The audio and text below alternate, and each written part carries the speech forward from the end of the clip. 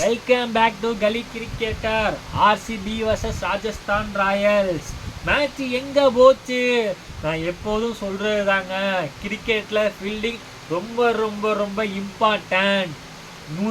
நீங்கள் வந்து 173 அடிச்சிருக்கீங்க. எப்படி ராஜஸ்தான் 4 விக்கெட்டுக்கு. பிச்சு ஸ்லோ பிச்சு நல்லா தான் ஆடினீங்க, அதை குறைய சொல்லுங்க. முதல் 6 ஓவரில் அவங்க விட்ட கேட்ச் மட்டும் 5 கேட்சுங்க. 4 கேட்ச் ஒரு ரன் அவுட்டுங்க. ஹிட்மேயர் டஃப்பான கேட்ச் தான், நான் ஐபிஎல்ல அதை பிடிச்சி தான் ஆகணும். ஜெய்ஸ்வால் ஒரு கேட்சை விட்டு அடுத்த பால் அதே பால் ரன் அவுட் அடிச்சிருக்கலாம், மிஸ் பண்ணிட்டாரு. சந்தீப் சர்மா கேட்சை விட்டாரு. ரியான் பராக்கு கேட்சை விட்டு சத்தியமாக எனக்கு மனசு ஏற்றுக்கவே மாட்டேங்குதுங்க. நீங்கள் ஸ்டைலிஷாக பிடிச்சி கேட்சில் என்னங்க ஆக போகுது? நீங்கள் கேட்ச் பிடிக்கணுங்க, நீங்கள் எப்படி வேணால் பிடிக்கலாம். ஒரு டஃப்பான கேட்சை ஸ்டைலிஷாக பிடிக்கிறதுனா ஓகே, ஒரு ட்ரை பண்ணுறதுனா ஓகே.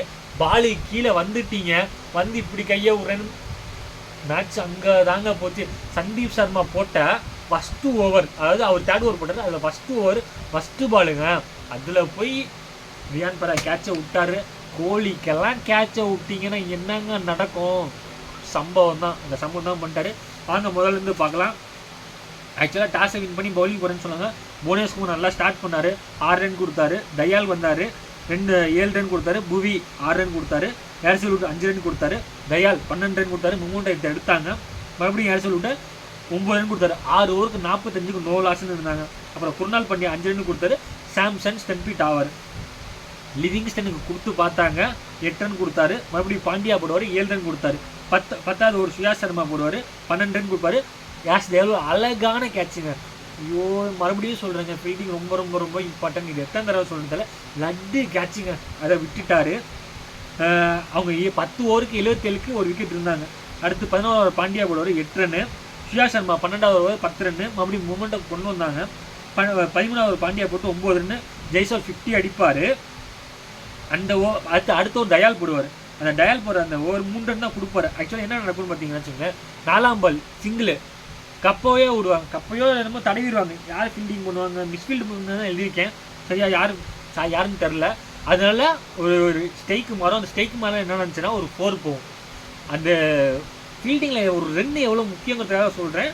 அதுக்கு அடுத்த பால் ஃபீல்ட் ஷாட் வேற லெவலில் ஒரு ஃபீல்டிங் எஃபெக்ட்டுங்க. உண்மையிலுமே சான்ஸே இல்லை. அந்த இதுவும் நடக்குது, அதுவும் நடக்குது. இப்போ நம்ம வந்து கிரிக்கெட்டில் ஐபிஎல் ரிவ்யூ கொடுக்கும்போது இத்தனை கேட்சு, இத்தனை 6, இத்தனை 4ங்கிற மாதிரி, இந்த டீம் இத்தனை கேட்ச் விட்டாங்க, இந்த டீம் இத்தனை கேட்ச் விட்டாங்கன்னு சொல்கிறதுனால வருது. அது ரொம்ப மனசுக்கு கொஞ்சம் கஷ்டமாக இருக்குது. அதுக்கப்புறம் ஃபீல்ட் ஷாட் சூப்பராக தடுத்தார். சுயாஷ் சர்மா மறுபடியும் பாஞ்சா ஒரு 7 ரன் கொடுத்தாரு. ஏர்செல் விட்டு 12 ரன் கொடுத்தாரு. ஜெய்ஸ்வாலை அவுட் ஆகுனாரு. அங்கே மொமெண்டம் பிரேக் ஆச்சு. 16 ஓவருக்கு 126 அடிச்சிருந்தாங்க. அவங்க எப்படிலாம் கொண்டு போனாங்கன்னு பார்த்தீங்கன்னா, ஃபஸ்ட்டு 6 ஓவருக்கு 45, அடுத்த 4 ஓவர் 7 to 10ல் 32, அடுத்து 11 to 16ல் 49 கொண்டு வந்தாங்க. மறுபடியும் சுயாஷ் சர்மா 17 ரன்னு, புவி 10 ரன்னு, தயால் 15 ரன்னு, புவி வந்து 11 ரன்னு.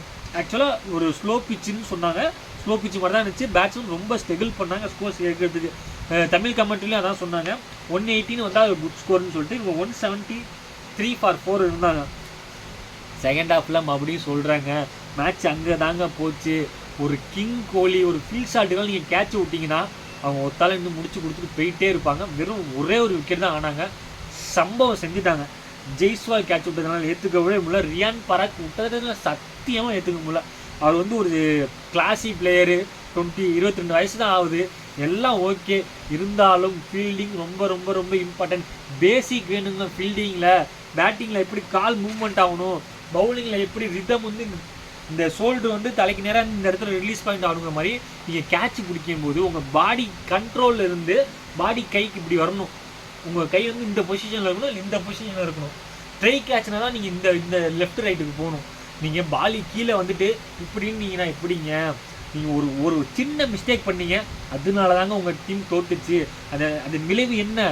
எஸ்எஸ்சி ஜெய்ஸ்வால் கஷ்டப்பட்டது வீணாக போச்சு.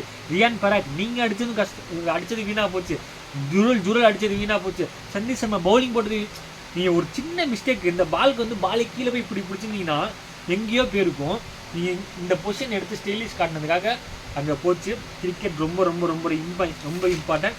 கிங் கோலியும் ஃபீல்ட் ஷாட்டும் அதிரடி காட்டிட்டாங்க. அது ஸ்லோ பிச்சு மாதிரியே காட்டல. யார் வந்தாலும் பிறந்தார் ஃபீல்ட் ஷால்ட்டு. அங்கேயே மேட்ச் முடிஞ்சிச்சு. அவர் அவுட் ஆகும்போதே முடிஞ்சிச்சு. அவர் படிக்கலாச்சும் வந்து அப்படி இப்படின்னு தடவுவார்.